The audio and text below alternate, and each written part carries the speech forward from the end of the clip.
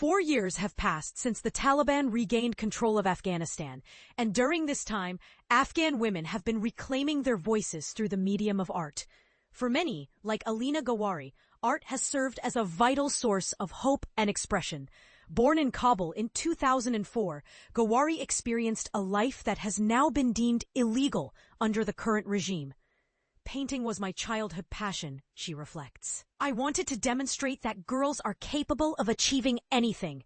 In a society steeped in tradition and fraught with insecurity, Gawhary and her peers took advantage of the opportunities available to them to pursue their artistic studies. They began to view art as a powerful means of articulating their experiences as girls growing up in Afghanistan. I realized that music was prohibited for girls, so I painted a woman in a burqa holding a guitar, she shares. I aimed to convey that despite the challenges we face, we can still engage with music. However, everything changed dramatically in 2021 when the Taliban entered Kabul, marking the beginning of their second Islamic emirate. They swiftly reversed the progress Afghan women had made over the past 2 decades, closing offices, universities, schools, nurseries, and even public parks to women. This extreme interpretation of Islamic law affected 40 million Afghans, erasing years of hard-won freedoms. I felt as if I had died, Alina recalls. I feared it would mirror my mother's experience in the 1990s. Throughout my childhood, I believed that if my mother had received an education, her life would have been different. She could have been independent. Today, 4 years after the Taliban's takeover, Afghan women have managed to hold on to their independence and creativity. Both within Afghanistan and abroad, they have discovered avenues to express themselves through art. Gawhary was fortunate to secure a scholarship to attend art school in Belfast in 2024.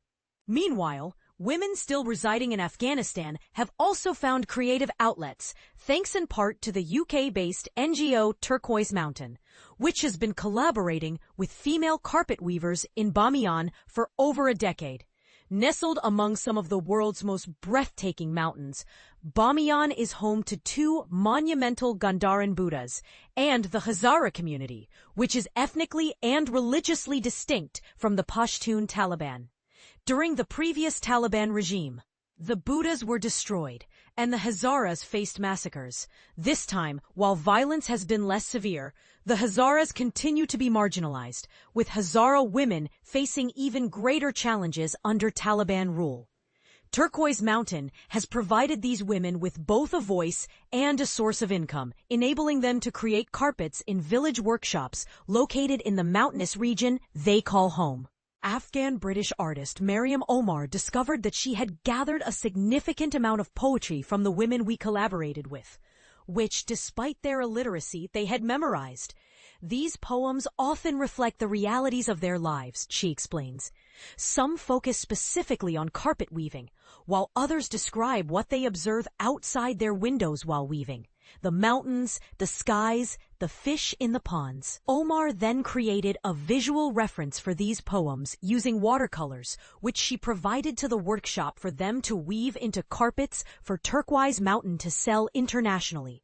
All profits are returned to Bamiyan, benefiting the women directly or funding supplies. This summer, these carpets were showcased in the exhibition Weaving Poems at Sotheby's in London from July 28 to August 22. These abstract textiles possess a unique postmodern authenticity. They are crafted using traditional techniques, yet they emphasize the creator's desire to express themselves through weaving. This represents a significant shift from traditional Perso-Afghan carpets, where one would typically see the name of the male workshop owner rather than that of the female artisan who actually crafted the carpet. We aim to place women's contributions at the forefront, focusing on the weaving process itself, Omar states. This approach resonates with contemporary artistic concerns while also honoring Afghanistan's rich heritage. Similarly, Homa Fakhrodin, an Afghan artist based in Iran, reinterprets her cultural heritage to address contemporary issues. Hailing from Herat, a city that has been a vital cultural hub of the Persianate world for a millennium, she is surrounded by stunning tiled mosques, ancient caravanserais, and historic bazaars, all of which have been shaped by the region's poets and warlords. After nearly 5 decades of conflict, Herat's historic sites have suffered greatly. Inspired by the 15th century Herati painter Behzad, an icon for artistically inclined Afghans, Fakhrodin immersed herself in the world of classical Persian miniature painting. This intricate art form, characterized by its meticulous detail and vibrant colors, requires years of practice to master, particularly in the use of fine reed brushes. Having studied both Western and Eastern art, Fakhrodin blends various influences in her contemporary miniatures, a fusion style that has gained international recognition through artists like Shazia Sikandar. What sets Fakhrodin apart is the political significance of her work.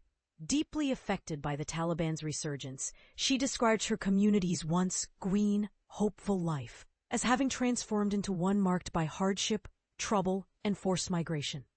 Following August 15, 2021, she recalls, "For several days I was paralyzed. I could only drink tea and sleep.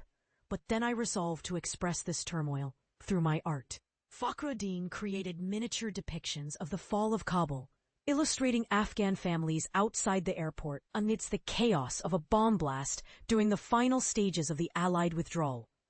Other pieces address the struggles of Afghan women. In one miniature, inspired by a photograph from Alina Gawhary's impactful series, No Woman's Land, a young girl gazes out with an unsettling expression next to a schoolbook that will now serve no purpose. Their creations blend technical skill with a profound desire to articulate their often silenced experiences. "Art has transformed my future," Gawhary asserts. And as she teaches other girls the art of painting, she believes it can change their futures as well. The potential for change remains alive.